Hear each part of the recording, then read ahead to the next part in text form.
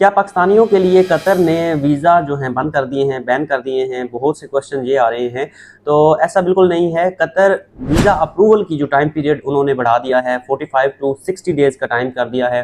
तो जिन दोस्तों ने दिसंबर में वीज़ाज़ अप्लाई किए हुए हैं उनको अप्रूवल 45 डेज़ या 60 डेज़ के हिसाब से तकरीबन जनवरी के लास्ट में मिल जाएगी या फरवरी के शुरू में। अब इसको ये टाइम पीरियड बढ़ाने की मेन वजह ये थी कि जो क्यूवीसी की अपॉइंटमेंट, कतर वीज़ा सेंटर की अपॉइंटमेंट में एक कोलैप्स चल रहा था, अपॉइंटमेंट्स नहीं मिल रही थी और उसकी वजह से बहुत से स्कैम्स और फ्रॉड का एक सिस्टम, पूरा नेटवर्क एक्टिव था। उसको बैलेंस करने के लिए क्यूवीसी को एक प्रॉपर बैलेंस रनिंग अदारा बनाने के लिए जो अप्रूवल टाइम पीरियड है वो बढ़ा दिया गया है 45 डेज से 60 डेज।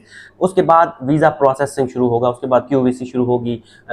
वीज़ा की जो प्रोबेशन पीरियड है वो 3 महीने उसके बाद स्टार्ट होगी।